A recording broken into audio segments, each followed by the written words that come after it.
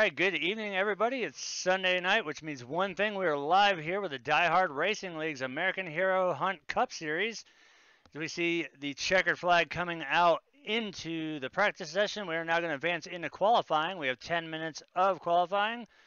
Now, this series is being sponsored by JMR Outdoors with the American Hero Hunt. It's a great organization to be a part of here and great to have them on board with us here with the Diehard Racing League. What they do is they take veterans from the service who've come back and they take them out on hunting trips, all kinds of great stuff to deal with the outdoors, which obviously we love doing stuff like that. And it's great to see charities. Joining me in the booth, as always, here is Mike Major and Cody Franklin. Now, this is the first race of 34 that we will be doing here with the Cup cars. And looking through the field tonight, we've got a pretty impressive roster. We have 27 vehicles that are going to try and take the pole here. And judging by practice, with the fixed setup here, it's going to be anybody's guess who's going to get it.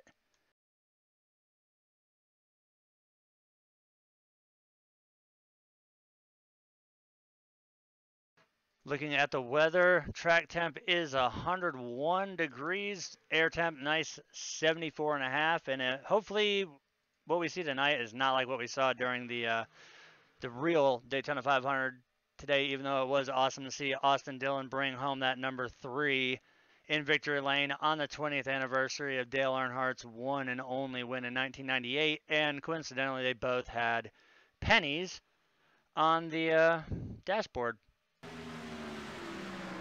As we start looking at times here, we're going to see who is going to set the early pole here, although that number is going to change quite a bit here, as these drivers once again do have 10 minutes to set their car on pole for tonight's season opener here. 80 laps, 0 quick repairs, and honestly, we've been covering this league for years.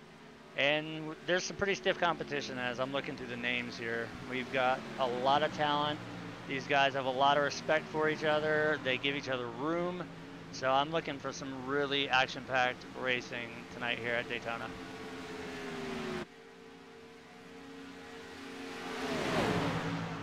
As we look early on, I see as the numbers are starting to roll in, the 71 of John Brill with a 468 with the early pole.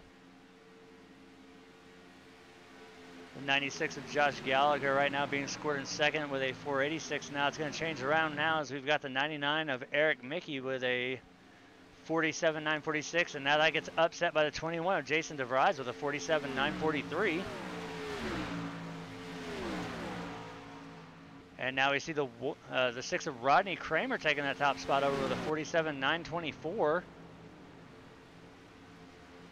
And once again, it's going to change position as we see there the 87 of Sean Bradley with a 47.842.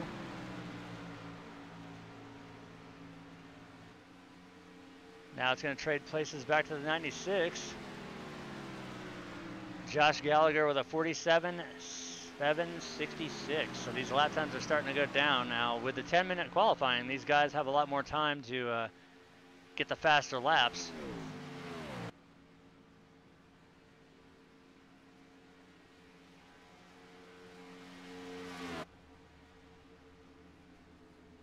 And as we are looking at the 16 right now of Elliott Butler, he is currently being scored in 12th position, now 13th, with a 48.051.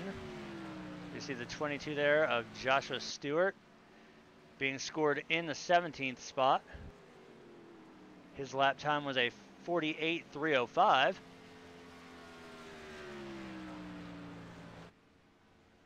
There we see the 56 of Christian DeBoer right now being scored 12th with a 47.997. Rocking that Alex Bowman nationwide paint scheme. There's the 28 of Adam Nowinski right now being scored in the 3rd spot with a 47.847.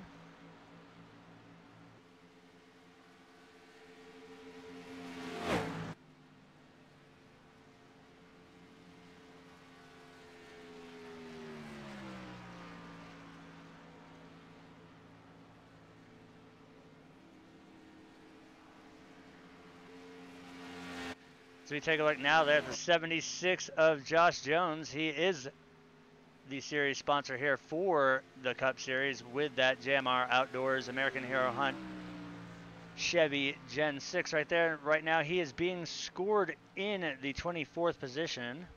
He's just now getting that car up to speed. This is his out lap here. Let's see what he can turn on his first lap.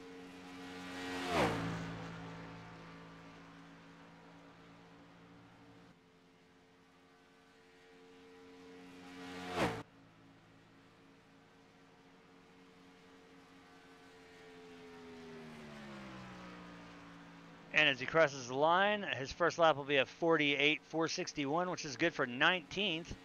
So as he gets his second one here underway, let's see what he can pull in on this one.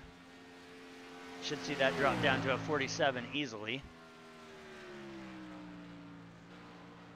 As we see the one there of Kevin Burris. Right now he is also on his out lap, currently being scored in 27th, as we also see some other drivers making their way out. The 13 there of Brad Nussbaum.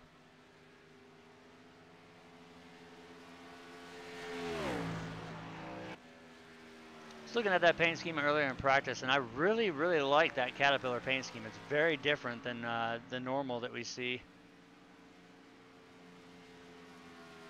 All right.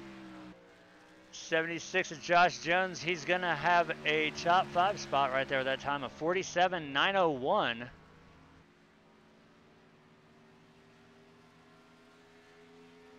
we see there the 23 of Corey Brown making his way on track in that mellow yellow machine.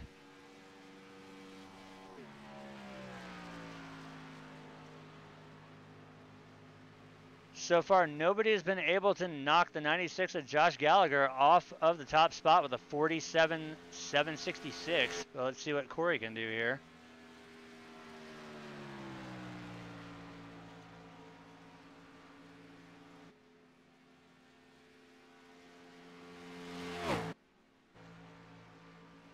So we also see there father and son, the 68 of James Brown. It's going to take me a little while getting used to seeing James in a Red Bull paint scheme. He's run the AC Delco for forever, but new season, new paints. Maybe he's all jacked up on Red Bull, so that's why they sponsored him.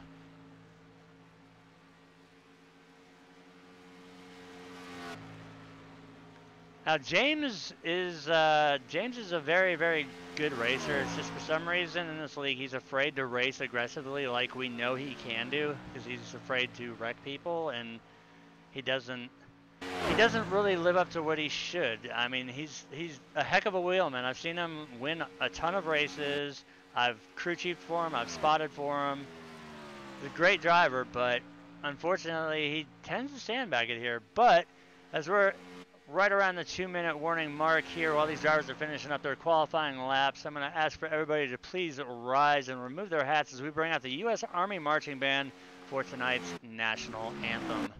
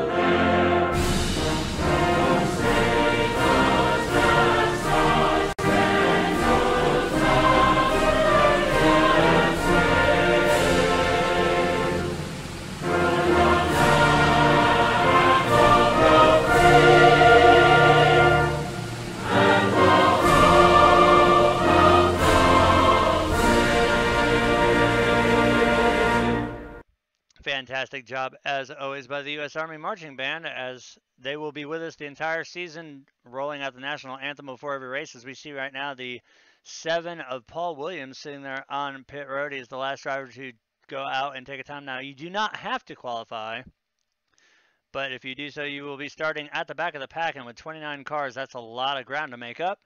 So we see the session has advanced over. We will get the gridding underway here. So that will bring in tonight's starting lineup. On pole, we have the 96 of Josh Gallagher with that 47.766. During the anthem, the 23 of Corey Brown was able to snap second place away with that 23 machine with a 47.769. Starting directly behind him will be his father, the 68 of James Brown. Rolling off fourth will be the 87 of Sean Bradley. Adam Nowinski in that 28 machine will roll off fifth. John Brill in the 71 will start from sixth position. Josh Jones in the 76 will roll off seventh. The 22 of Joshua Stewart will start from the eighth position.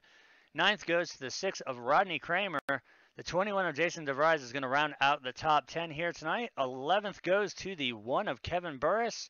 Eric Mickey in the 99 will roll off from the 12th position. Aaron Gearing, to see him back, will start 13th in that 83 machine. The 77 of Seth Schultz will roll off 14th. Brad Nupsel in the 13 will start from the 15th position. 62 of Joe Phillips will be our 16th place starter. Christopher Gaither in that 92 machine will roll off 17th. Kristen DeBoer in the 56 will be our 18th place starter. Robert Barris in the 75 will start 19th, and running at the top 20 will be the 16 of Elliott Butler. Caleb Finn in the 95 will roll off from 21st. Nolan Neiman in the 15, 22nd. Josue Tellis, another driver, great to see him back, will roll off from 23rd. Wade Jones in the 9 machine will start 24th. Paul Williams will start 25th in the 7 machine, and I do believe that will pretty much round out the field. We see Todd Larrabee, Brian Den, Jeffrey Meyer, and Caleb Thompson, and then Marty Hall rounding out the field. So that will get everything going as we get set to go 80 laps here tonight. We're waiting for the Mustang pace car to make its way off of pit road. See, the drivers are in gear, so as always, what we do here is we go on the crank it up cam for the initial start and every restart. Now it's go on green only and standard lead on leader, excuse me. And as per every standard league and NASCAR rule, you are to enter the track from the backstretch after taking your pit stop. Now tonight we should see about 2 to 3 pit stops for this race, depending on how bad the tires get wore up. But as these guys are out here and we are on the pace lap, we're going to get this thing set to the lead here and get ready to turn the speakers up because we're going to enter the crank it up. We'll go about 2 or 3 laps with these cars.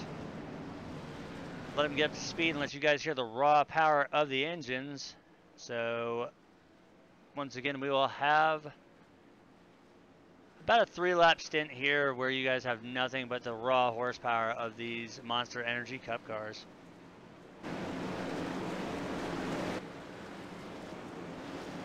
And we're through the towers. The 96 will be going on green.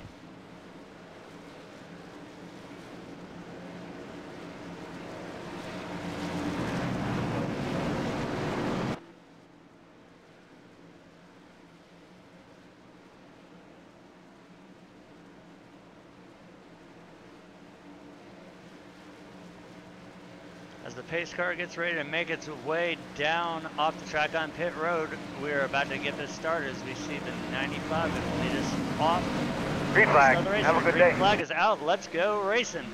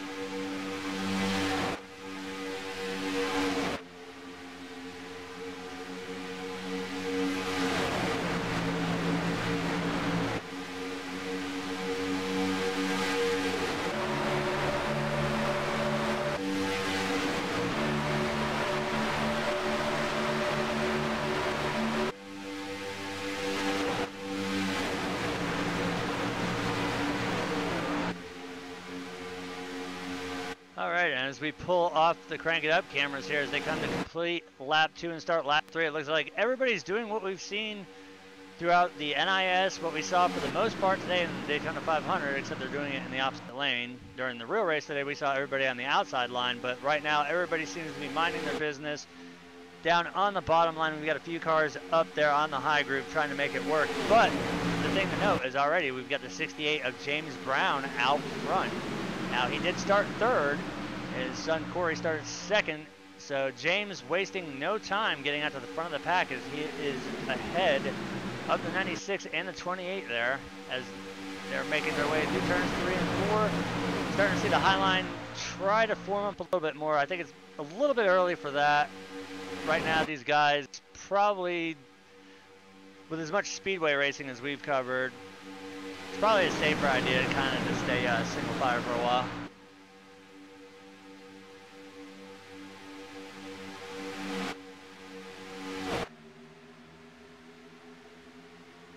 So right now we don't see any real advantage on that outside line. The 68 of James Brown not under pressure by his son just yet, but as they run down the backstretch, we do see the 23 was able to get up to the door of the 96, but that run is going to fall off a little bit here as they go into the corner, but look for it to potentially come back into play as they make their way off of turn 4. Usually the outside line gets so much better of a run coming off the corner, whereas corner in, they tend to lose a lot of that speed. And as we see there,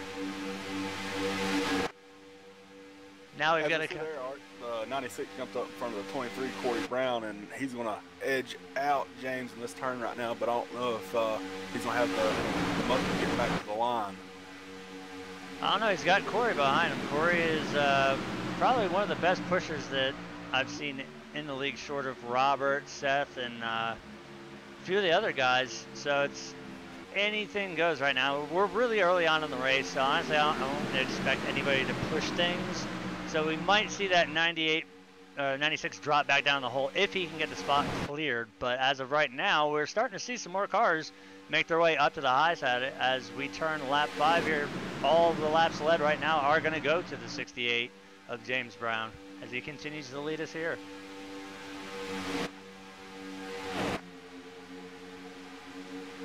We've seen the 96 of Joey Gallagher and the leader James Brown touch there on the backstretch, and also the Adam Nowinski, the 28. They also got really close there as this, trying to get all the side drafters he could get as he falls. Looks like he's going to fall back in line here. Now the one thing that we really have to take into account for here is on the bottom line, as you see there with the 71, a lot of these cars, when you're running the low line and you've got cars to your outside, the bottom line does tend to drift up in the corner a little bit. And as we saw during the real race, it does not even take getting up on the back bumper of a car anymore to turn one. All you have to do is just pack that dirty air on the left rear or the right rear, and that's all it takes to send one of these Monster Energy Cup cars around. As we continue to watch the 96 as he's falling further and further back as that outside line has completely dissolved all but 3 cars. Now we see the 96, he's going to be able to clear down. That's going to leave the 21 of Jason DeVries out on the outside line, but he does have help there with the 77 of Seth Schultz being into the back bumper. And Seth, no, he's going to choose to drop in. So Jason, no luck right now. 2 cars on the outside, the rest of the field all on the inside. Jason's going to have to find a hole and drop down in as quick as he can. Otherwise, he's going to make his way to the back of the field very, very quickly.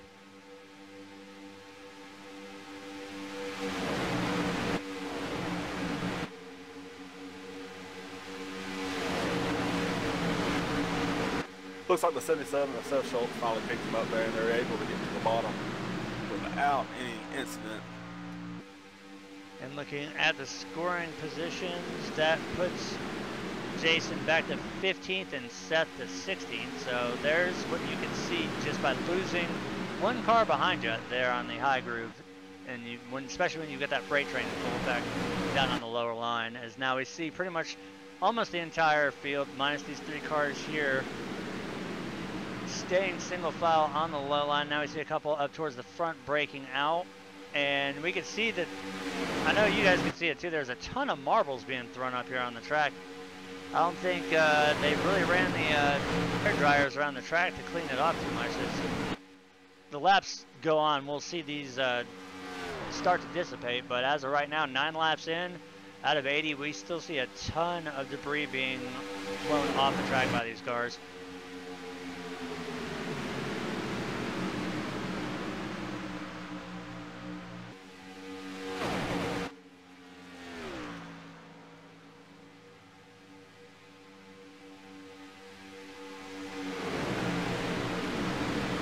Up front, we still got James Brown leading, and the 87 of Sean Bradley has stepped out without any help, trying to get up to make a run on him, and he's going to have to fall back. We'll see how far he falls back. Hopefully he can find a spot. We got a car around on the turn 2 there. That was the 13. So we're going to go ahead and take a look and see what happened there.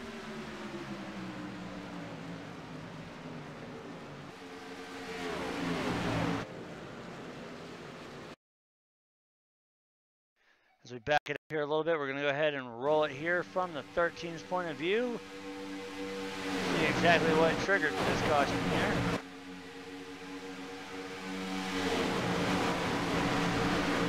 And there it is, what I talked about right there early on in the race. All you got to do is just be a little bit offside. Oh, look at the contact there after with the 1, the 16. So it's just a bump gone bad, but you can see the effects that happen when you get one car sideways and everybody has to fan out to try and move. As we are now going to be working our first caution of the race here early on.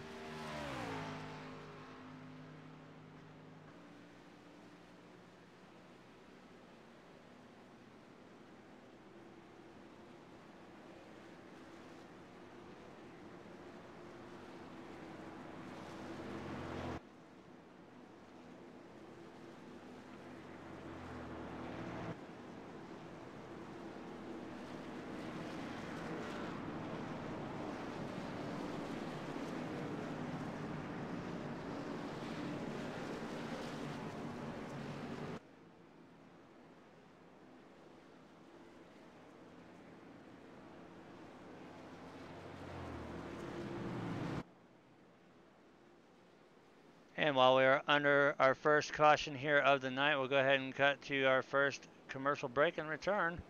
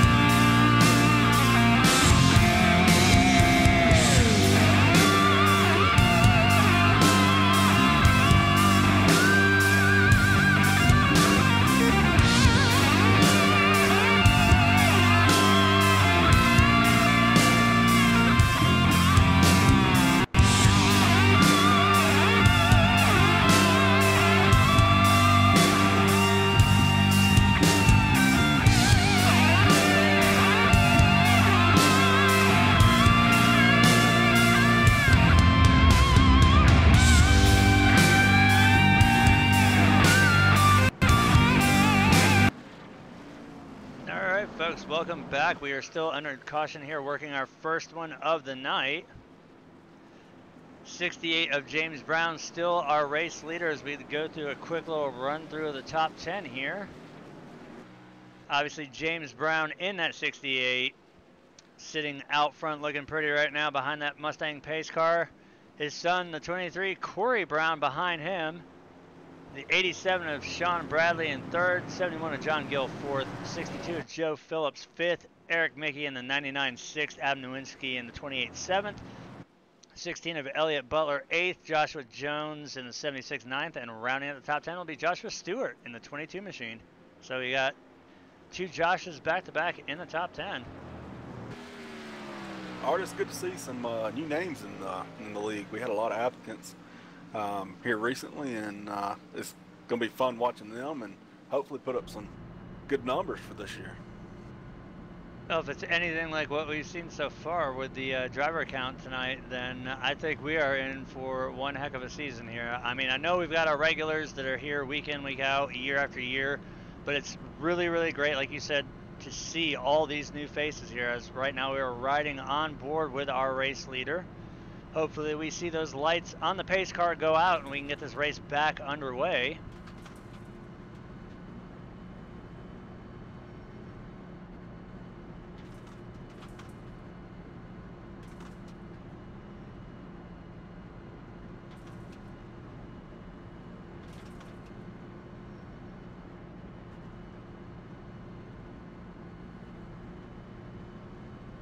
As the lights on the pace car are out, we are 1 to green here, so less than a lap away from restarting this race here. As stated earlier, it was a quick little bump gone bad out of turn 2, which unfortunately stacked up for about 4 cars, but we're getting them double filed back up, ready to restart it, and hopefully a nice long green flag stint.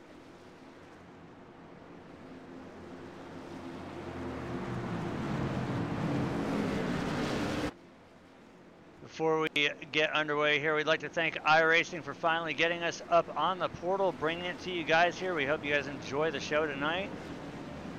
We've been covering Diehard Racing for a long time, hence the name here, but we also cover Cyber Racing Association with their Super Speedway series.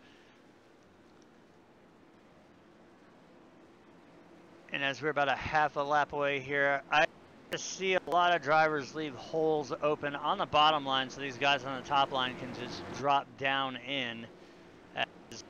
It's only 14 laps in.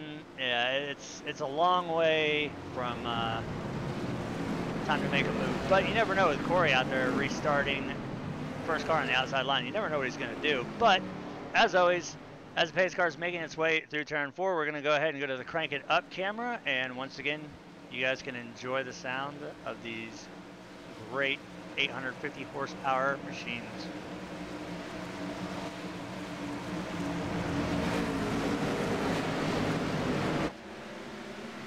Green flag is out, we're back underway.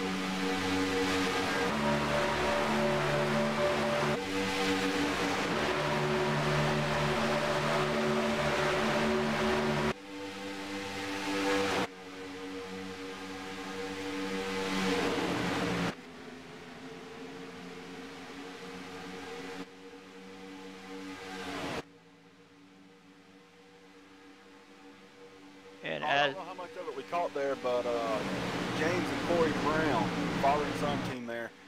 Corey got in behind James, and they just dominated out there. They pulled off a good 2-car length as they're starting to catch them back now. These two work really well together, and I look to see them pretty much all night, and then towards the end of the night, they normally put on a good show. Hopefully one of them won't get wrecked tonight, but that has been a case in the past. Well, I think what we're seeing here is something that we rarely ever see. Usually it's father pushing son, but tonight it's son pushing father. But either way, definitely when it comes down to crunch time here, look for that very, very brightly colored 23 machine to make the move to the outside on the old man if they're still sitting 1-2, as we are now working lap 18 here at Daytona International Speedway.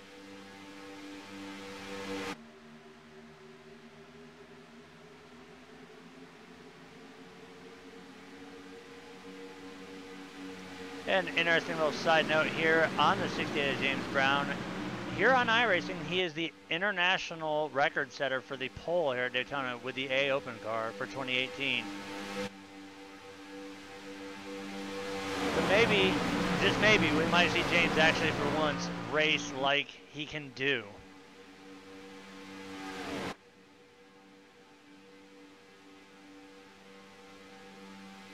Looks like we got a little 7-car breakaway here, just a little bit from the second pack. With the 76, been the 8th car in tow. So you can see there's about maybe a 2 to 3 car gap there between the 99 and the 76. That right there, of course, is our series sponsor car, and I'll tell you right now, it took probably about a good hour, hour and a half to get all that camouflage properly laid out on that 76 machine. But that is our series sponsored driver right there. We want to thank Josh Jones for coming on board for that.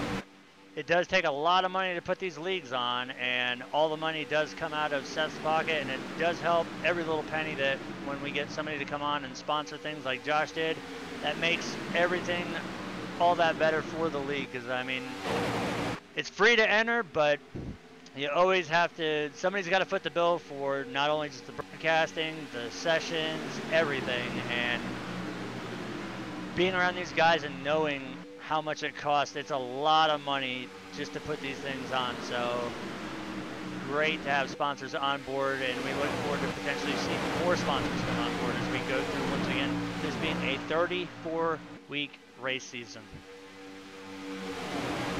We see the 87 and the 62 decided to step out, try to make a run on the Browns. Sean Bradley and Joe Phillips in that 82 machine, I believe that is. That would be 62. And we see it looks like the 62 just can't really suck up to the back bumper of that 87 right now. He's trying to get out there. The backstretch, he's getting a little bit of run with the help of the side draft, but in the corner, hopefully he can get a little bit closer and get tucked in behind that 87. Right now, it's going to take a few more cars, I think, to even challenge them. They're going to need at least 4 cars, I believe, on that high side to be in any kind of contention.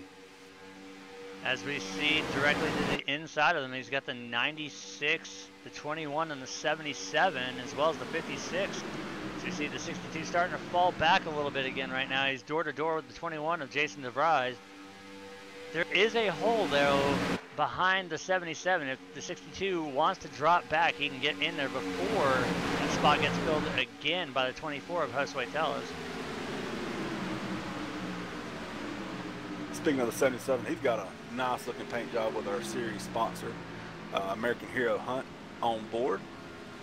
Yeah, it seems I spend equal parts, 50% in the paint booth, laying down decals and painting some of these cars, and then the rest of the time being up here with you guys in the booth. So I'm always pulling double duty week in and week out.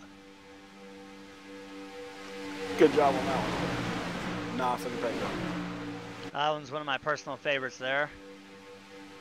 Although I am kind of proud of how the 76 paint job turned out, even though it did take a lot of time and a lot of effort with that using Photoshop to get all that camouflage directly right in the right spots and get all the masking done correctly on it. Hopefully we don't see any of my paint jobs get wadded up tonight so we can bring them to Atlanta and not have to worry about taking care of replacing body panels and redoing any paint jobs.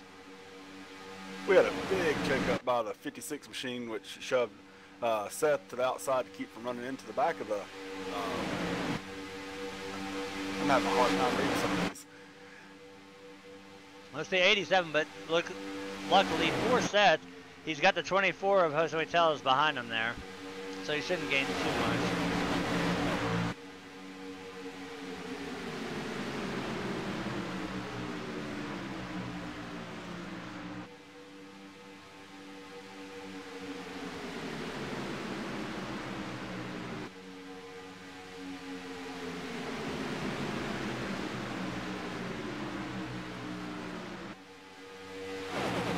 We get a great shot there from the bottom coming out of the corner here. It's still the 68 of James Brown out front as we come to complete lap 24.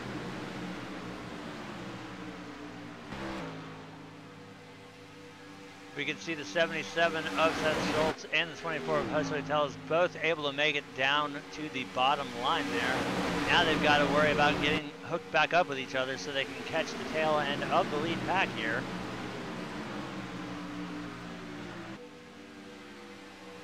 Right now, everybody looks like they're minding their P's and Q's. They've got it just pretty much single file all the way back. Everybody just following the leader of James Brown, Corey Brown, with Adam Nowinski in third.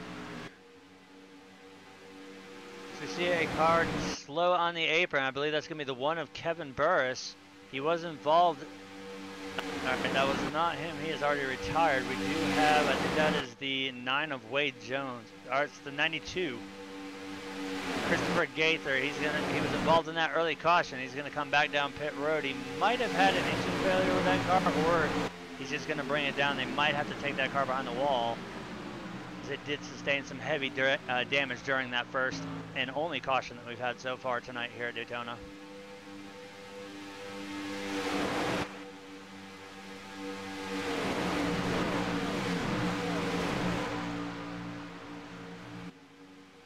As of right now, it looks like we only have one retiree, and that will be the one of Kevin Burris, who was involved in that first and only caution.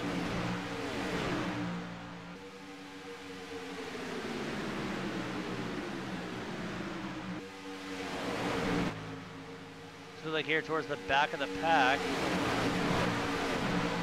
this is the tail end of the lead pack.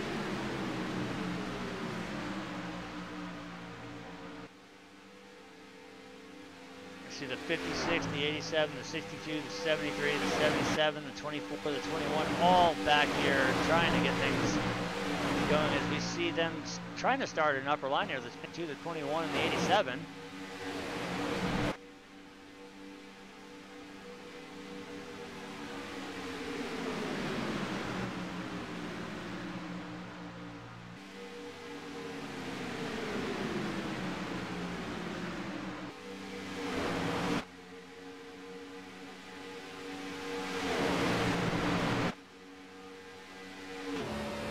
Ride on board with second place, the 23 of Corey Brown. Watch as he moves that car to the right and left.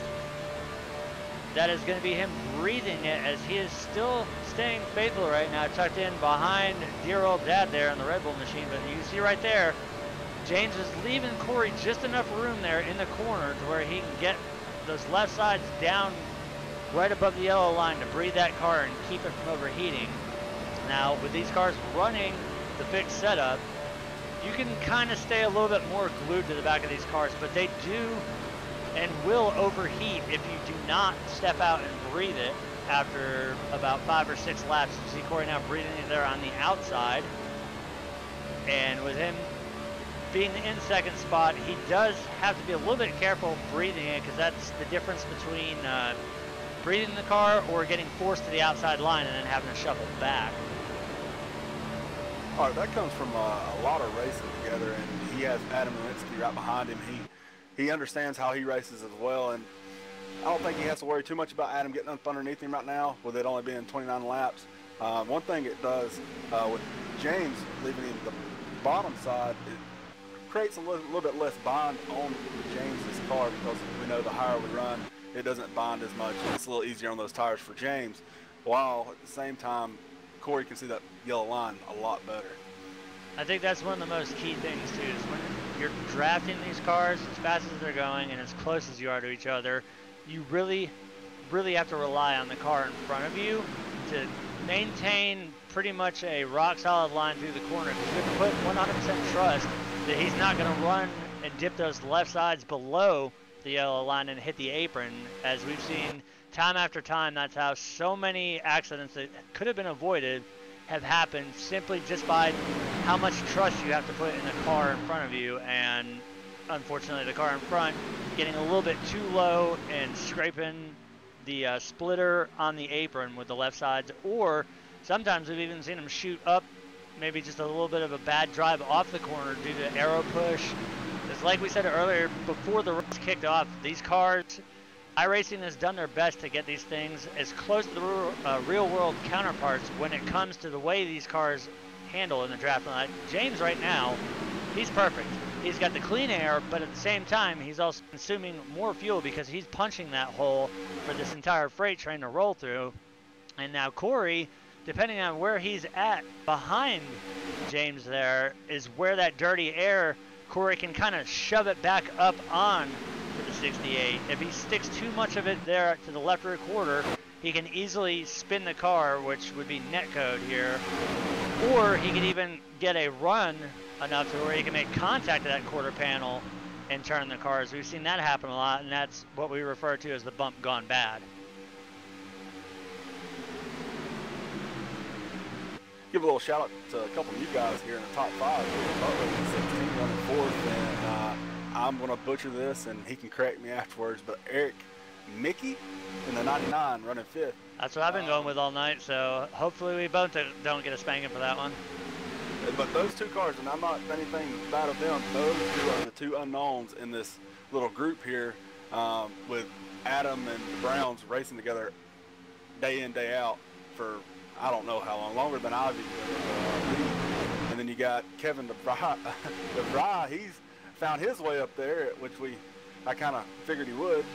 We all know Jason's a really good racer, and he's now punched his way up there to the 6th spot and pushing the 99.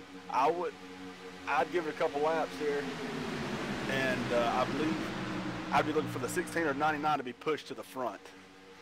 And the interesting thing to note about the 21, he's running an AccuForce and an Oculus Rift, so this is the first time that he's actually using the Rift in one of the league races here for the Oval, so that's some pretty impressive stuff right there.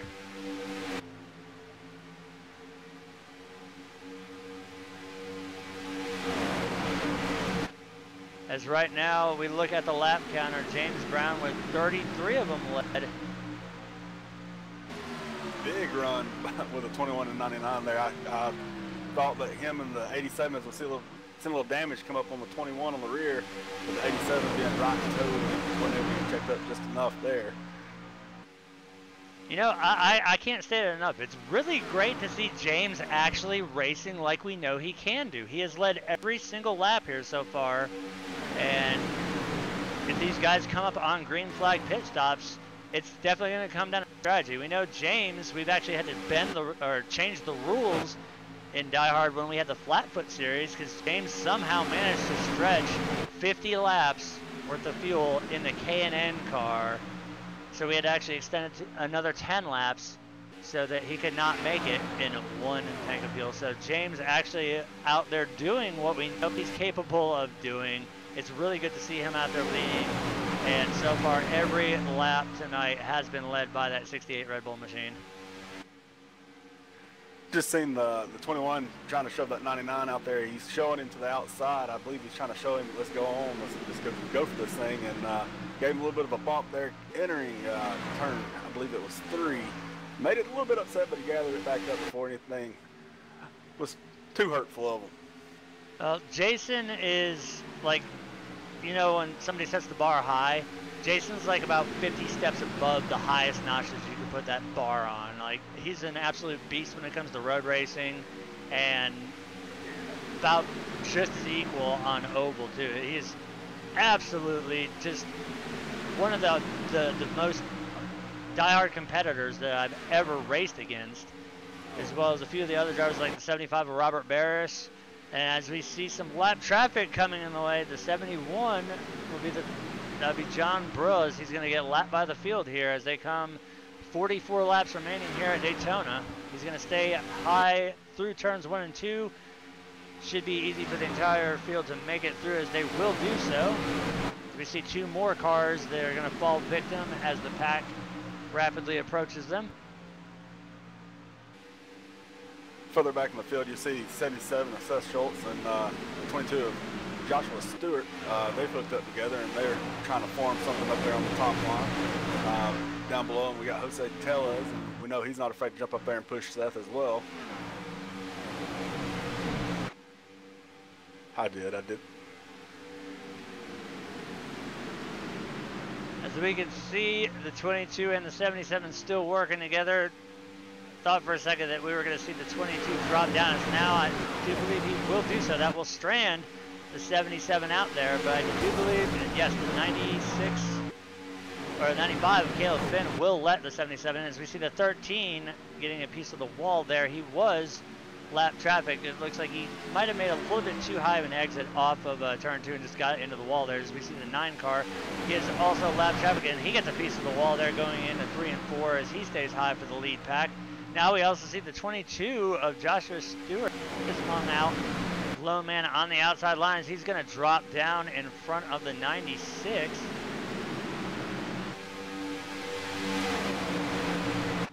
So a little bit of what could have been disasterful moments there, as a couple lap cars catching the outside wall as the field going by.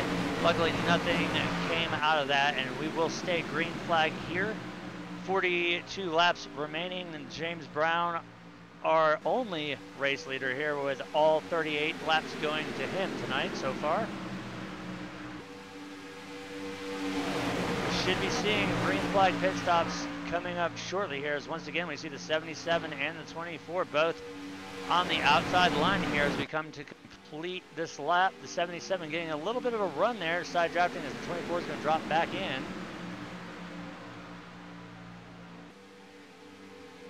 Seth Schultz is looking to the outside, using that side draft to move up the field just here a little bit. If anybody can do it, we know the 77 can. He's very good at using the side draft, as we see now. We've got the 73 of Todd, again, if I butcher it, y'all right. Larrabee. To step out to help him out.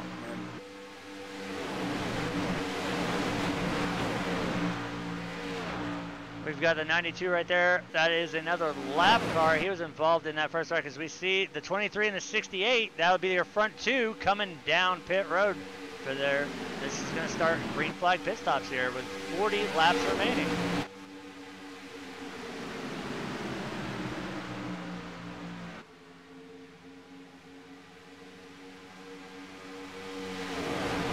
While we continue to watch this here, we've got Cody watching the pit stops going on, so as they make their way off pit road, he will give you guys the information on that.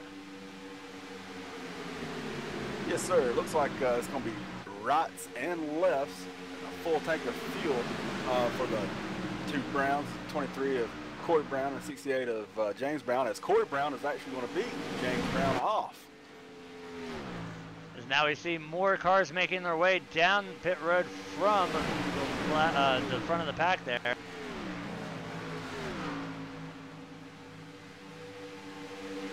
That will hand the lead over to the 99 of Eric Mickey, as right now they are 2 by 2 up here at the front of the field.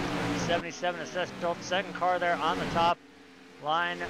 In front of him, the 73 of Todd Larrabee, as we see Corey and James both making their way back onto the track after their green stop. So now we should see, probably here in the next few laps, a lot more of these front pack drivers making their way down pit road. And here comes the race off of pit road with the 28 of Adam Nowinski leading that pack off, followed by Elliott Butler in the 16 machine and Joe Phillips in the 62 machine. Then you've got Sean Bradley in the 87 and the 95 of Caleb Finn coming off pit road.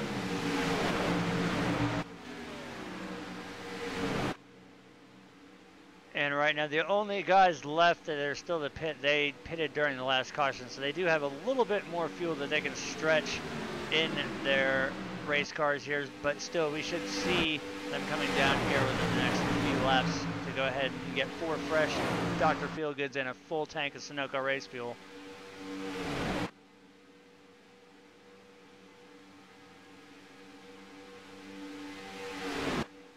You see 9 coming down pit road right now. It's not, yeah. Sometimes you get a ton of these laps down, but we do have the 9 on pit road. But out front, it is the 73 of Todd Larrabee as he's going to drop to the inside line here. As we see everybody's going to get single filed up. That tells me one thing. We're getting ready to see the rest of this front pack come down and make some green flag pit stops here.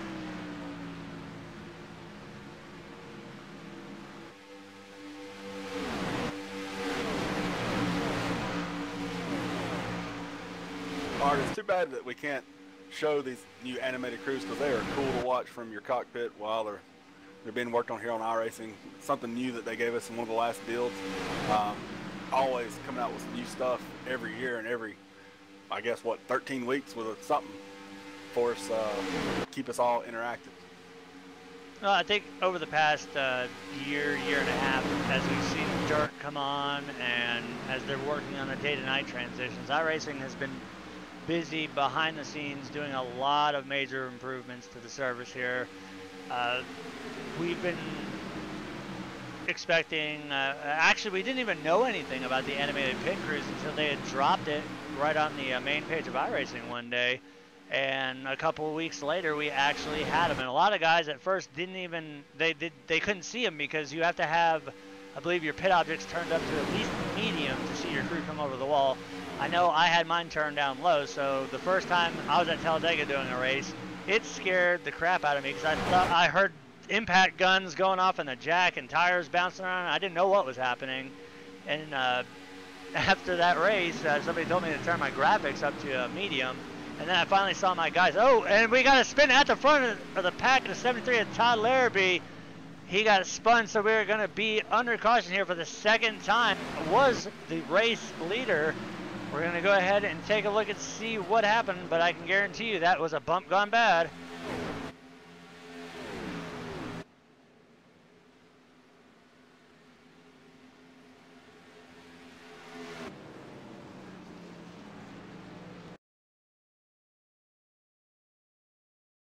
We're going to back it up a little bit more here, and we're going to look right here as they come out of turn 2. See the 99 behind them. Looks like he stepped up to breathe a little bit, and he just came down and had a little help there with the 21, and around goes the 73. Good job by everybody else, and also good job on the 70. As we see, oh wow, so the 28 of Adam Nowinski there mowing the lawn there on the backstretch.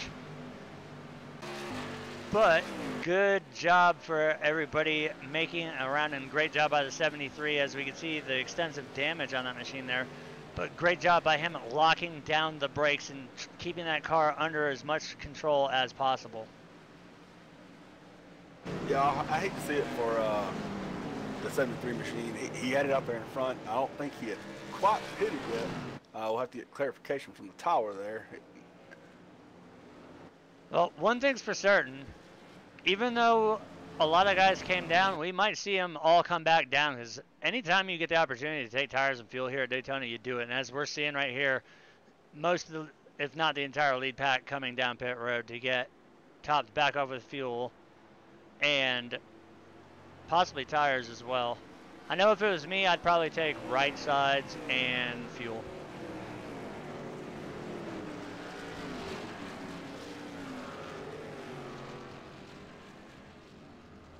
Now, I think the key thing here is we saw the 68 and the 23, James Brown and Corey Brown. They both pitted early. They are going to have to stay out and get their lap back the hard way with a wave around.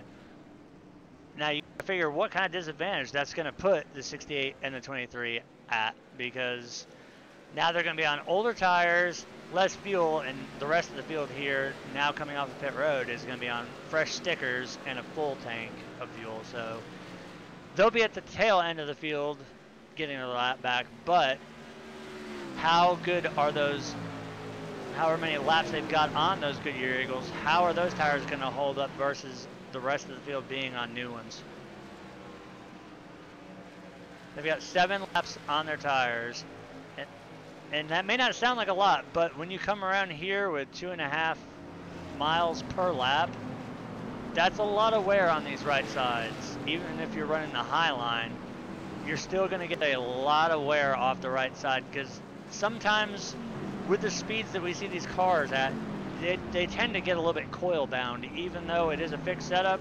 If you look at the spring rates that these cars are running on the right side versus the left side, it's the difference between, say, like a trampoline spring and a spring that's meant to hold a semi-truck. So there's a lot of preload and a lot of offloading coming off the corners. So if you get these cars sort of coil bound, that's going to make the right sides prone to scrubbing coming off the corner, especially in the low line. As we see the 99 coming back down to take probably another top off here.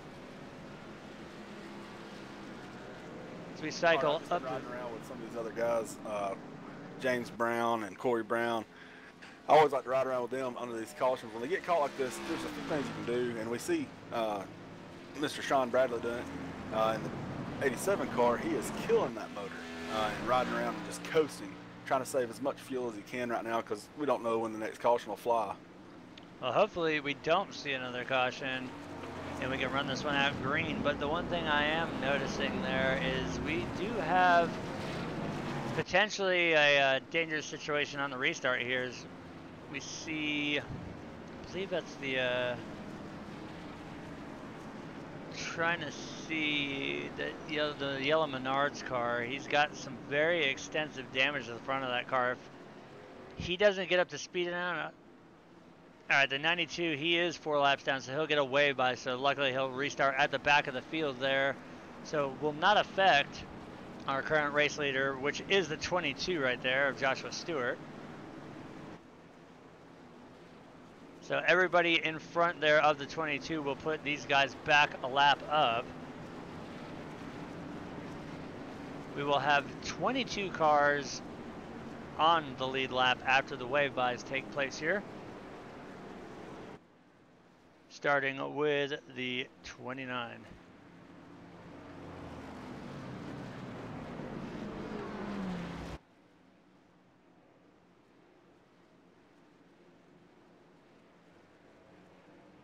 As we expect to see the lights on the pace car go out this time by, we will see the front 5 or 6 cars take off as they will be getting the wave by, and they will do so. So now we will double the field back up, get them ready to go with 30 laps remaining here at Daytona International Speedway in the Diehard Racing League's American Hero Hunt Cup Series. As always, we are going to go into the crank it up camera here. Give you guys about the first 2 or 3 laps as they get up to speed and going here for the raw power. This will be Ford versus Chevy as we take this restart here.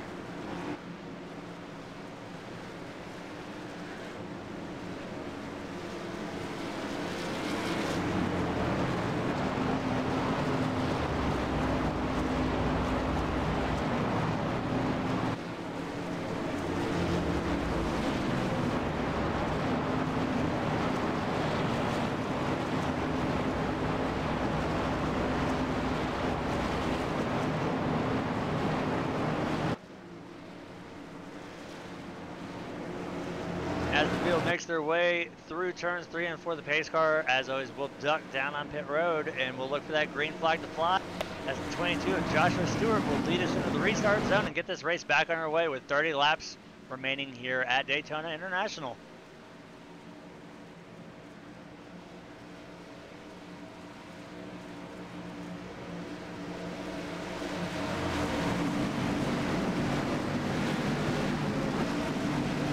Pace car makes its way down. Green flag is out. We are back underway. And it's time to crank it up.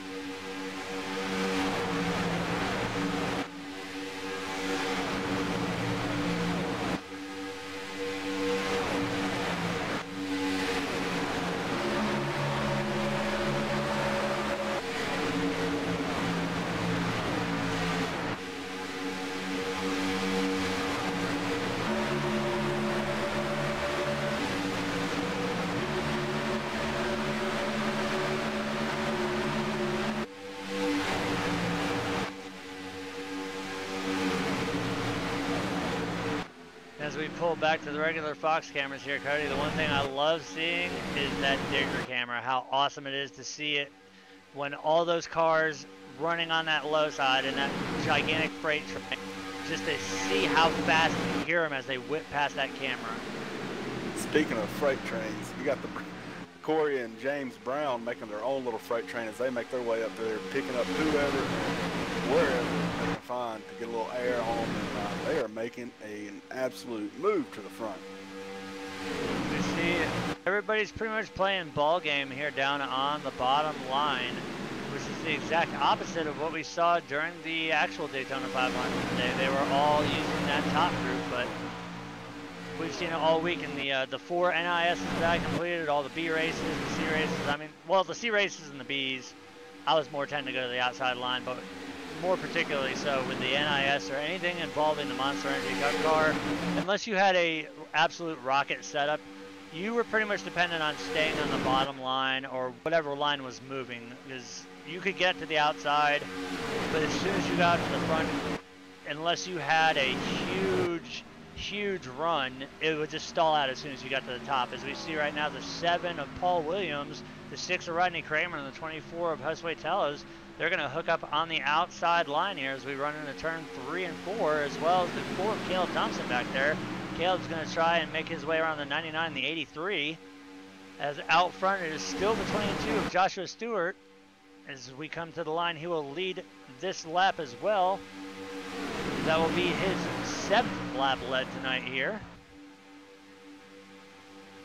And to the 4th, Caleb Thompson moving up in the back bumper with the help of the 87 of Josue Teles. Josue, it's good to see him back. We had some time restraints at work and had some missed some races with us, but it's great to see him back.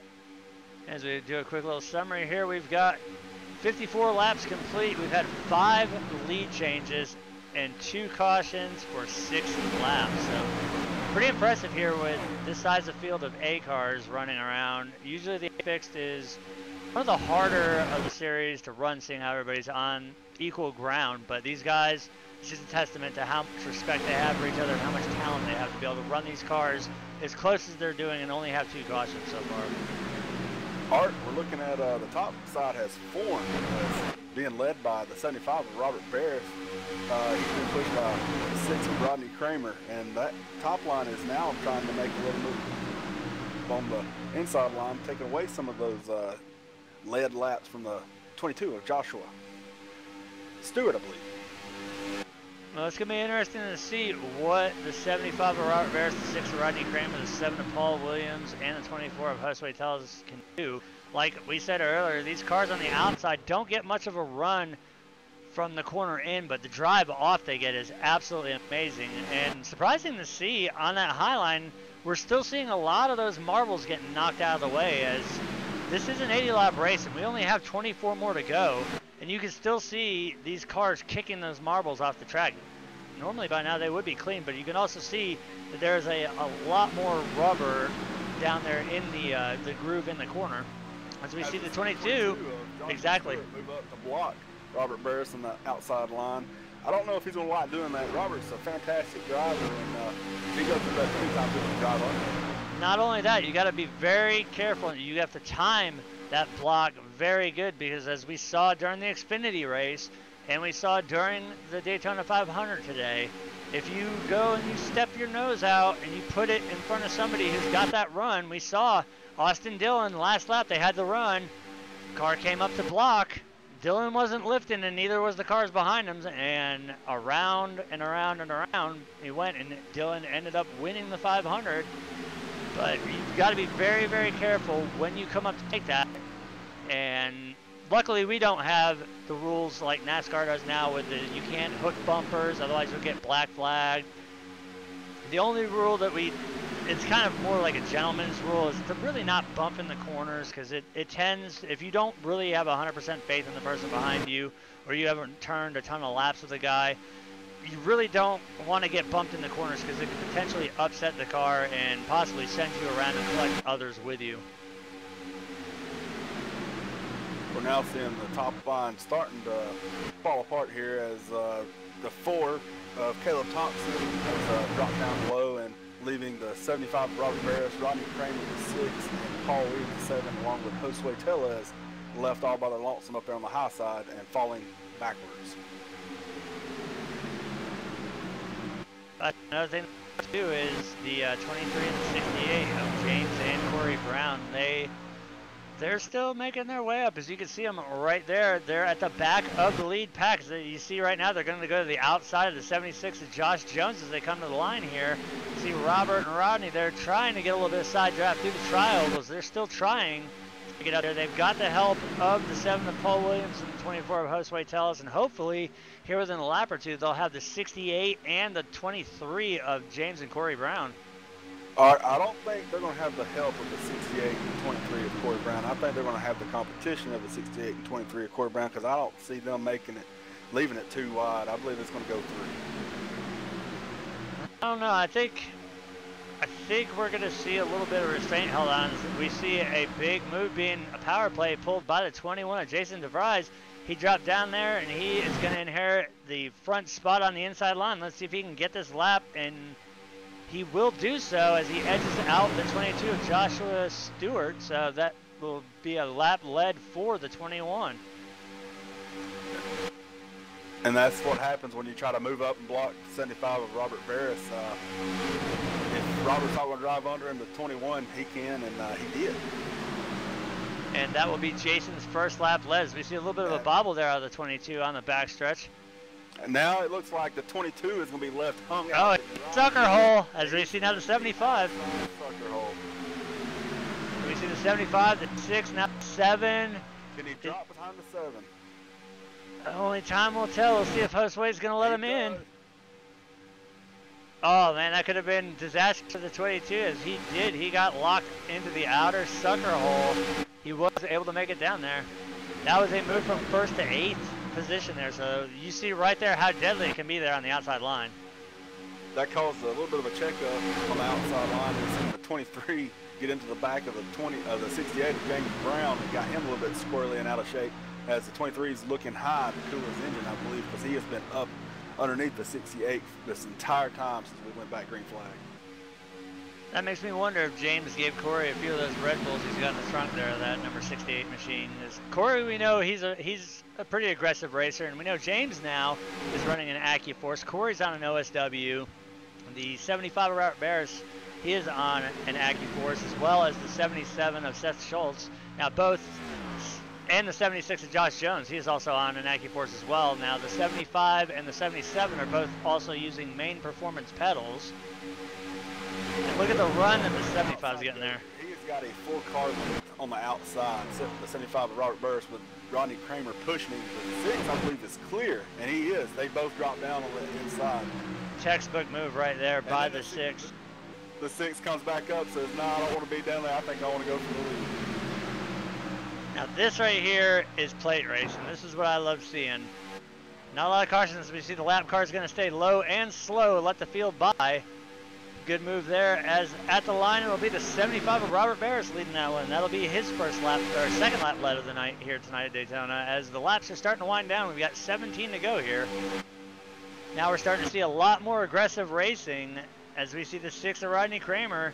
He's trying to get that number 6 Viagra Ford Fusion to the outside and clear the 75 of Robert Barris.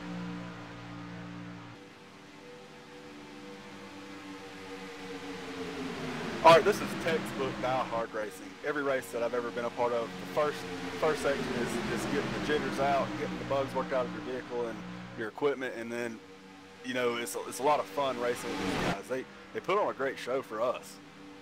I would not like to be on the track right now. I'm perfectly content with sitting up here all season in the booth. As we see now, we've got the 22 in the sucker hole in the middle, and around goes the 62 and the 68 of James, and they're stacking up behind. The 4 of Caleb Thompson involved too. Oh, so we are now under our 3rd caution here of the night.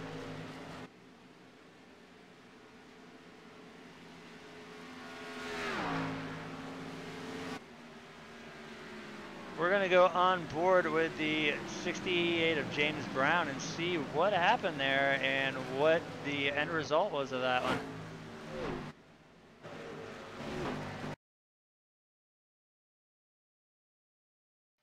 As we back up far enough, this will be the lap where they were coming around the 73.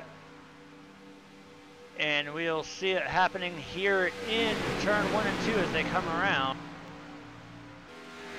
We see right there the 22 in the sucker hole. 68 going with it. Looks like the 68 just gets into the back there of the 62. And we see all the, so we see the 4 Caleb Thompson going around. Multiple cars involved on that one. So we see him still sliding down the track. Absolute chaos behind it. But that one right there was just the 68. Mr. I'll stick my nose anywhere, which James will do. And normally he has no problem doing it. But doesn't look like there's any damage other than the left rear right there of the 68. But unfortunately, that will bring out the yellow flag here, and that will level the playing field, as undoubtedly everybody's going to come down pit road and either fill off the tank or just get 4 tires or maybe 2 tires, as we will be probably restarting with right around 10 laps to go.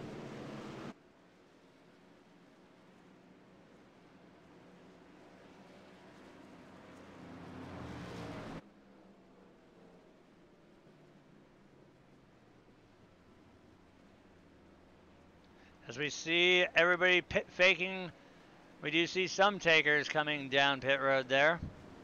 The majority, though, the lead pack will stay out. So a quick run through of the top 10 right now. It's the 75 of Robert Barris, who we haven't spoke much of all night. Right now he is out front with the top spot. Second goes to the 21 of Jason DeVries, the 6 of Rodney Kramer third, the 96 of Josh Gallagher fourth. Joshua Stewart in the 22, 5th. The 7 of Paul Williams, 6th. Seth Schultz in the 77 in 7th. The 24 of Josue Tellus, 8th. Brian Den in the 29th. And James Brown, after bringing out that caution, will round out the top 10.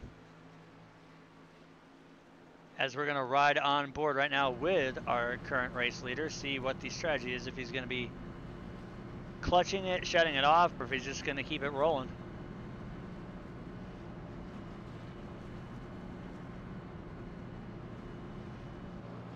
I think the lucky person in that little scheme, or the little accident there, was the 22 of Joshua Stewart. He had been pushed into the middle of that sucker hole, and how far he would have went back, I don't know, because they were lined up on both sides.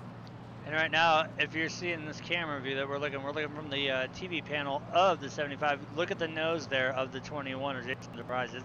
He's got a pretty good crinkle there in that front splitter, and it does look like the nose has kind of shifted to the right side a little bit, so he does have some aero damage. Let's see if that's going to affect him here in the closing laps.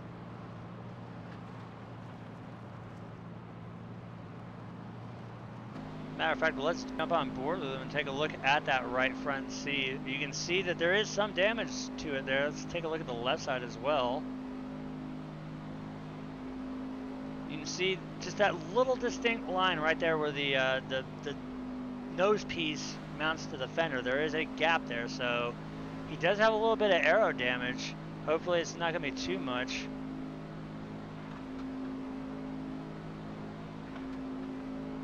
Yeah, Art, it looks like it's almost as if the front end caught on either a bumper or something, and the whole front clip is pushed down and both fenders are bowed out just a little bit in the front of the 21 of Jason DeVries' machine. You know what that actually reminds me of? It was that reminds me a lot of when Junior hit the grass at Texas. Exactly what I was thinking. Of course, his car fared a little bit worse on that one, seeing how the grass was absolutely soaked because they were under a rain delay, and it tore, I think, I believe it was a hard enough impact. It completely bent the front nose clip, bent the hood, and then shot it. It broke something in the steering, probably a tie rod, shot him into the outside wall, and then he burst into flames going to turn 1. But it does look a little reminiscent of coming off the track and hitting the grass, or mowing it as we call it, but definitely that was from the bump gone bad earlier on. So obviously it's not affecting the 21 as much as we think, and hopefully as we come around here we will see the lights go out on the pace car and we'll get the field doubled up for hopefully the final green flag run here to the finish. See if the 75 can hold off the rest of the field here. The 21 also does have some rear spoiler damage too as well, but that was from earlier, just being pushed hard. I believe I called it out earlier in the race. It was in the very beginning. That car's been beat on a little bit every other side. I'd like to see if he can pull off a win with this beat-up ride.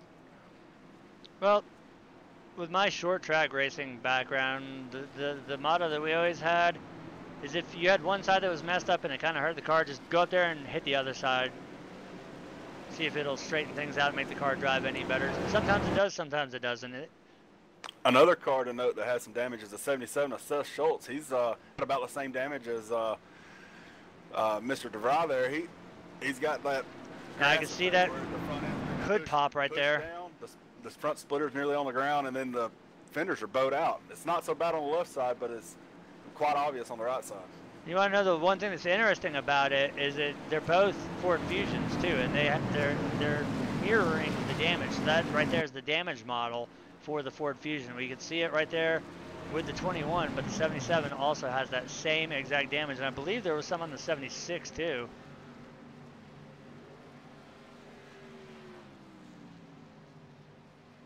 So you see a lot of tore up cars towards the back of the field here, but we are going to, yeah, we can see that right there, the hood pop on the 76 on the left front, but we're going to go ahead and toggle back to the 75 of Robert Barris, our race leader, and get you guys ready for hopefully our last crank it up restart of the night.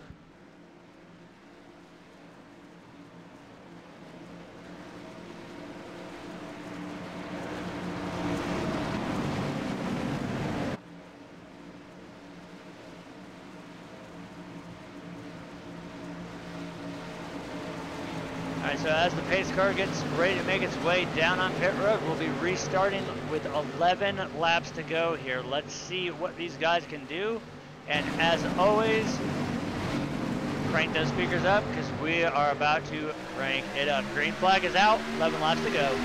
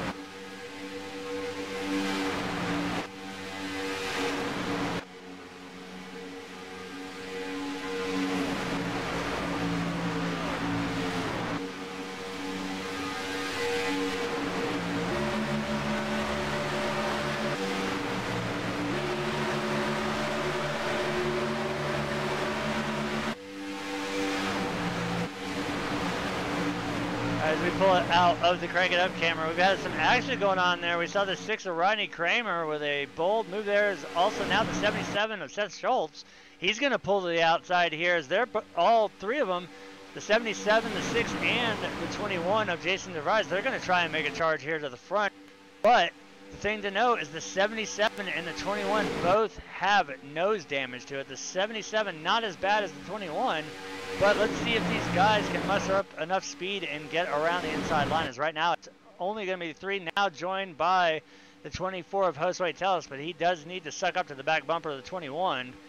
Right now, I think these guys we're going to see, even though it'll be 8 laps to go at the line, I don't think we've seen the final moves made yet. I think this is going to come down to probably usually the textbook last lap out of turn 2. If the 77 drops too much further back, as he gets in the door of Joshua Stewart there on 22, just about what I was about to say is if he falls too far back, I think the 22 will jump out there and leave Robert behind as well, and he has a pretty clean car. So we can see the 24 could not get up to the back bumper of the 21. He's going to cycle back down into the bottom groove here, which is going to help the 75, as now we see a little bit of an opening there. the 20 of Brian Den with a power move to the outside. He's going to motor in front of the 77 of Seth Schultz. And right now, he does have the lead on the outside as they're coming out of turn 4 to take 7 laps here. Let's see if he can hang on to it and potentially bring the 77 with him. Oh, contact between them. Great save there by the 75. And they're wrecking still. We will have another caution. The 75 kept coming up there. It looked like to dump some dirty air, and it looked like him and the 77 got together.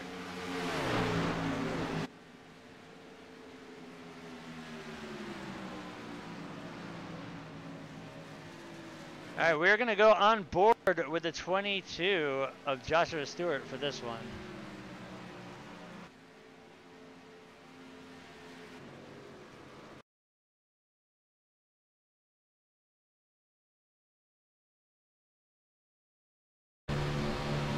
And we're going to see it transpire right here. There's the initial turn. Robert trying to gather it up. Then he comes back up, and then we see the 22. Nowhere to go. He's just a pinball. Lock the brakes down. It's right there. We see turn 1 for the road course, and now we see turn 6 also for the road course. There's several more cars here.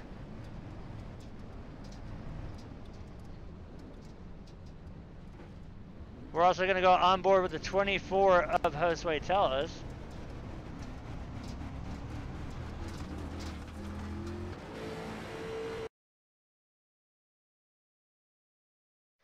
As we back it up a little bit more, this will be coming to the line. We should see the wreck happen right at the front. Josue has a front row seat for all the actions. We see it happening right now.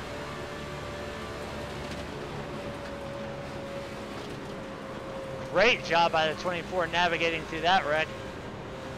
Absolutely amazing job there by the 24. Now that right there, that's gonna be pretty much a game changer right there, seeing how the 75, being a dominant car that he always is, being involved in that wreck there, that's gonna probably hurt him a little bit here with this being the first race of the season. But Robert will be the first person to admit that he's not the best when it comes to plate tracks. He's got to have somebody that he knows he can work with and somebody to stay behind him.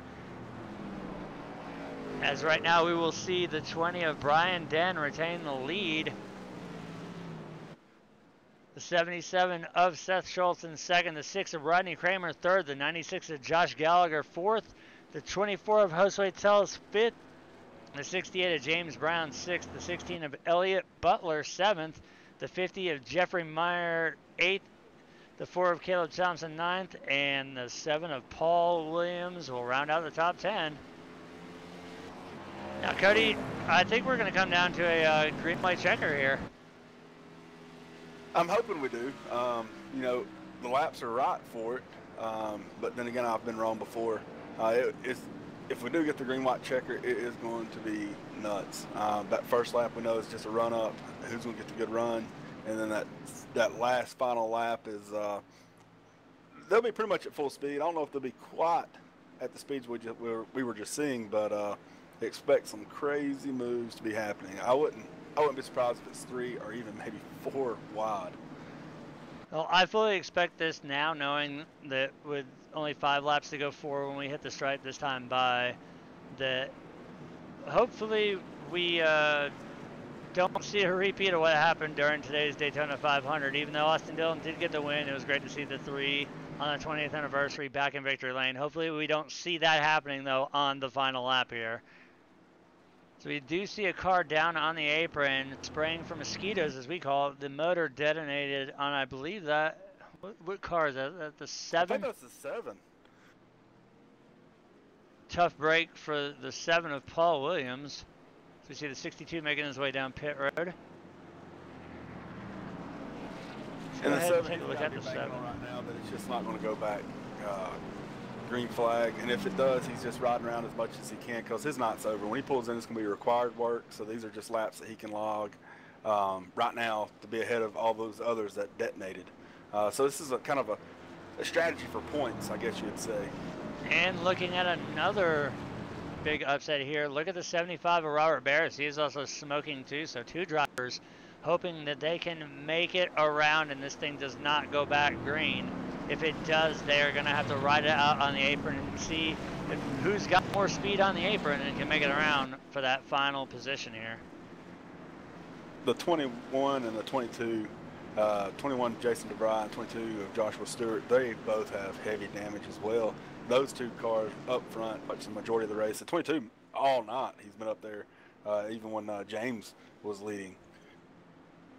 We take a look there at the 22. You can see the definite hood pop on the right side, and you can see now more extensive damage to the 21 there, Jason DeVries. He's got some significant left rear and left front damage to it, so that's definitely not going to help the cause. And we see the 75's motor has expired.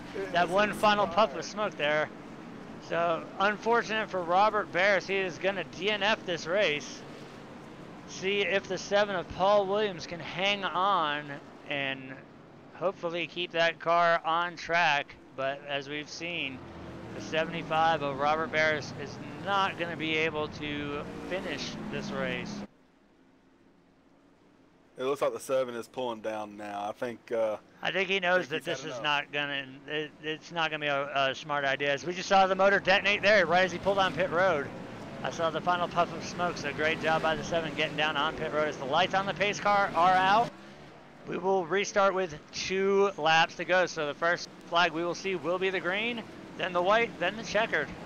And look who is on the outside leading this group. It's the 77 of Seth Schultz. He's hung out in the back pretty much this whole time, and then we saw him there just before that accident. He had moved himself up into position for contention. He does have some front end damage, but we know he is a great plate track driver as well. Especially now that we can take only right sides and left sides. Now we know the alliance between the 6 and the 77. Do you think we're possibly going to see the 6 of Rodney Kramer try and make his way up to the top and get behind the 77 and push him, or are we going to see maybe the 6 drop down and let the 77 in and then make a power move on the last lap around the 20? I think the 6 that Rodney Kramer, the number 6 Viagra car there, I think he is hungry for a win. I think he is going to push that 20 as hard as he can, hopefully shove him up out there, and hope he makes that one move that we know he shouldn't do and leave the bottom so he can stick his nose under him and get around him. Well, we are less than a quarter of a lap away from finding out what's going to happen here, as they are going to restart with 2 laps to go here. We're not going to go to a crank it up cam on this one. We're going to stay focused here on the battle for the lead. Now, regardless of whatever flag comes out next will end the race. So they're going to make the move. They got to do it now. I don't know if you noticed this, Art, but it is a new guy. It is a new applicant that is starting this off, as we are green. 2 laps to go. Let's see what these guys have up their sleeve and who's going to bring it home. The bottom line got a great start. The 20 of Brian Den has been pushed by the 6 of Rodney Kramer, and Josue Tellez is right on Rodney Kramer as he got on the apron there, he got a little loose. And a little contact with the 77. That's going to force him 3 wide. 3 wide.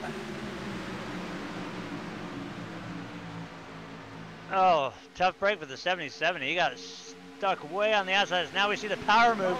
Everybody go to the outside. Thompson just doored him. Look at that, the 6 of Rodney Kramer as he's being pushed by the 24 of Josue Tellez and the 16 as they come around here to take the white flag. See if these guys can keep it green here. Right now, all 3 are clear. They will drop to the bottom side. 1 more lap here around this 2.5-mile track. Can Rodney Kramer hang on to the lead here, as it'll be up to the 24 and the 16 to make the move here on the last lap. Is the 16 going to go with the 24 and try and get second, or is the 24 going to pop out? Let's see what happens here. Well, he's another new driver that's applied to the league, and I think this is his very first race with Diehard. It'd be interesting to see if he tries to make a friend or if he's going to go for the win. Well, we've got only 1 more corner as they're coming out of it right now. The time to try and get any position is going to be now, but I don't think it's going to be enough. We're going to see the 6 of Rodney Kramer taking the win. Josue Tellez and the 24 is going to bring it home second, and the 16 of Elliott Butler third. Great finish by these guys. for the first race of the season for the Diehard Racing's American Hero Hunt Cup Series. I did not see that coming. I thought for sure we were going to see a 3-wide battle there at the end, but the 6 of Rodney Kramer is going to bring home a well-deserved win tonight. Man, that was a good finish. What a race, Art. And we got to note 2 things. This is the first time Rodney's been to victory lane in a while. This is the first time seeing that 24 back on track in a long time. And the 16 of Elliott Butler, this is his first race with us here in the Cup Series, and he brings home a podium finish. So as we see the 77, oh boy, here comes Seth. What's he going to do to Rodney? We're going to see victory celebrations underway here, undoubtedly from the 6 team.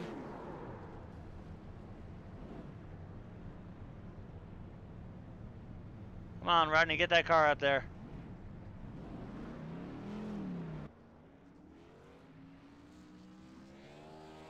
We see him burning it down up against the wall.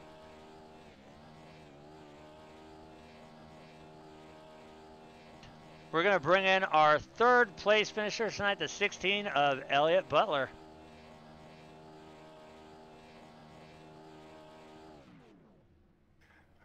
Mr. Elliott Butler, got a top 3 there. Tell us how you enjoyed this first race with us. It was a lot of fun. I started kind of far back in the pack, worked my way up slowly, and then got caught a lap down when that caution came out. But it was a lot of fun, and worked my way up through the field twice and got a good finish out of it. But that's some fine driving there the last couple of laps. Can you walk us through that final restart? Yeah, I actually didn't get going very well off the line, but got a nice little shove from behind me. I think it was the 4 car. But managed to weave through a little hole and leave the pack behind and get a 3-car draft going. We were expecting you to. We didn't know what you were going to do. We didn't know if you was going to actually go for the win there or push the 24. But y'all just stayed tucked up right behind Rodney there, and he got the win. What was going through your mind? Was you just wanting to ride it out to get what you got, or did you want to try to get up there and go for it? I was hoping the 24 would jump out and I could push him beside the leader and then cut down inside maybe, but didn't work out that way, and we just kind of stayed single file and had a solid finish.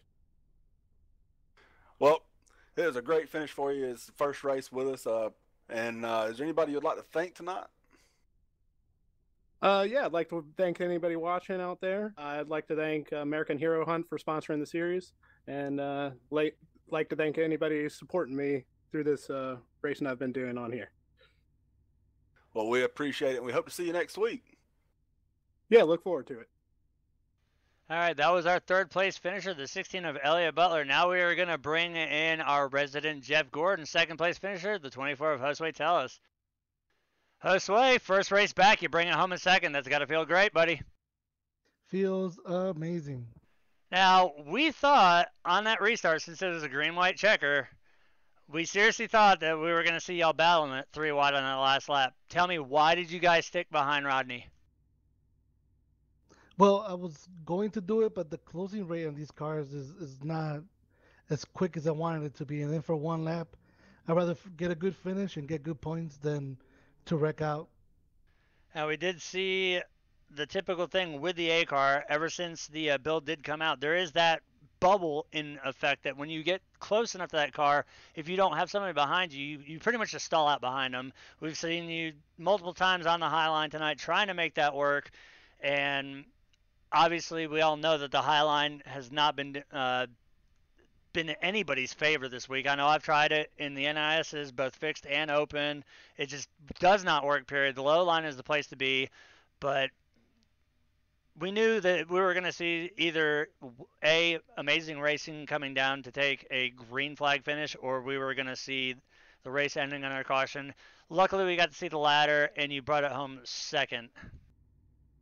Yeah, as you were saying, the cars were weird. It wasn't, you could not get them to push up as quickly as you wanted to, and the bubble effect is there. It's kind of some weird on a wall. But yeah, once I got to the bottom and we started moving, and then on the restart, avoided all that trouble.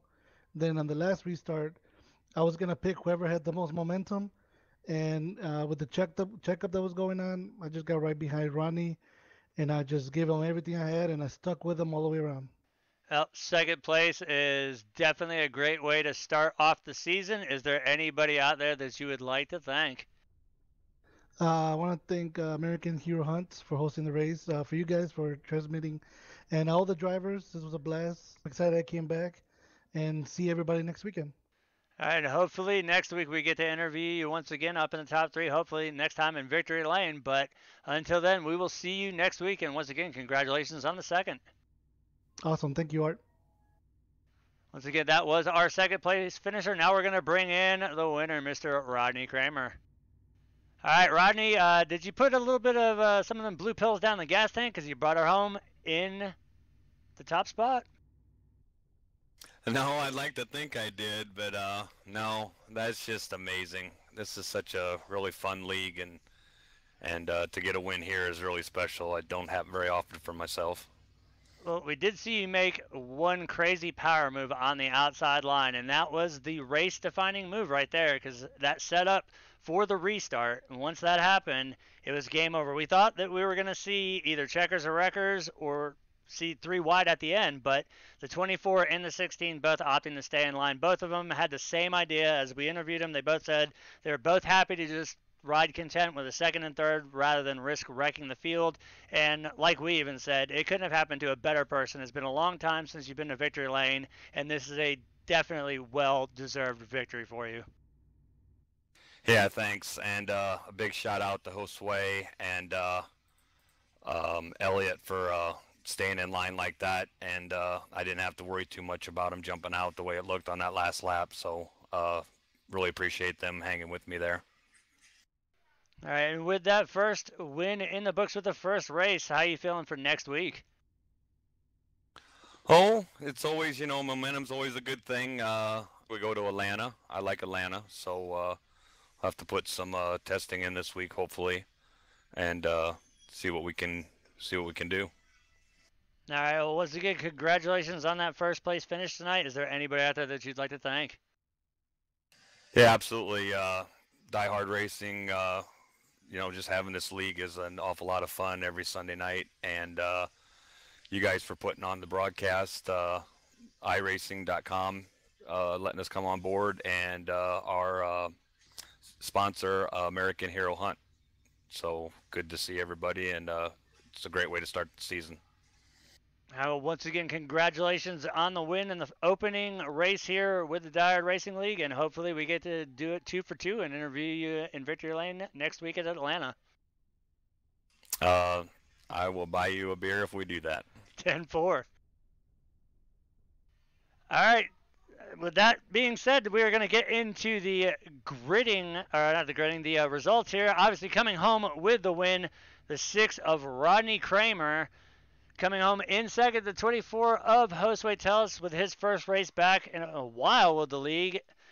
The 16 of Elliott Butler, his first start with the league here tonight, will bring it home third. Brian Den, also a new member, will bring it home fourth. The 96 of Josh Gallagher. There's a lot of new faces that we're seeing here inside the top 10. The 20 of Brian Den brings it home fourth. The 96 of Josh Gallagher will bring home fifth. James Brown, despite leading the most laps here tonight, he is going to come home sixth. The 77 of Seth Schultz will bring it home seventh. Caleb Thompson, the 4, will bring home eighth. The 21 of Jason DeVries will be our ninth place finisher, and the 50 of Jeffrey Meyer will round out the top 10. Looking a little bit further back, the 95 of Caleb Finn will come home 11th. Adam Nowinski in the 28, 12th. The 99 of Eric Nicky, 13th. Joshua Stewart in that 22 machine will bring it home 14th. Brad Nupsel in the 13 will come home 15th. Christian DeBoer in the 56, 16th. Sean Bradley in that 87 machine will come home 17th. 18th goes the 83 of Aaron Gearing. Paul Williams, after seeing him involved in that last wreck with the blown motor, will bring it home 19th, as well as the 75 of Robert Barris, who at one point was out front. He will bring it home 20th with that blown motor. As we get a little bit further back, the 15 of Nolan Neiman will bring it home 21st. The 76 of Joshua Jones 22nd. Todd Larrabee, who we saw got hooked as the leader in that 73 machine, will bring it home 23rd. The 62 of Joe Phillips 24th. The 9 of Wade Jones 25th. Corey Brown, the 23, who was involved in one of those bigger accidents earlier on, will bring it home 26th. The 92 of Christopher Gaither will bring it home 27th. John Brill in the 79 will bring it, or 71 will bring it home 28th. And Kevin Burris in the 1 will round out tonight's field in 29th position. So Mike, Corey, one heck of a race for our first one up on the portal here with the Diehard Racing League. What do you guys think? Art, this is a great start. This is just tip of the iceberg. This is racing every week. This is just typical diehard. I'm looking forward to some of these new guys. They have shown some great talent, getting some fresh blood in here, and I think things can get spiced up. And I'm looking forward to next week. I couldn't agree anymore. I think what we saw tonight was textbook, like you said, diehard racing. This is exactly what we see week in and week out. And now that we were lucky enough and the iRacing was able to bring us up live on the portal, that we get to bring this to you guys week in and week out for 34 weeks. Hopefully all these guys that have come into the league will stick it out for the 34-week season, and you guys get to see finishes like this week after week after week. So everybody here at Diehard Racing, Diehard Live TV, we want to thank you guys all for tuning in. This is just a taste of things to come, as next week we will head to Atlanta Motor Speedway, and we all know that that is a very, very, very quick track, but it is also a very abrasive track on the tires. But nonetheless, we heard it from our race winner tonight, the 6 of Rodney Kramer. He likes Atlanta, so we're going to see what he can do there. But once again, for everybody here at American Hero Hunt, Diehard Live TV, and Diehard Racing, thank you guys for tuning in, and we will see you guys next week.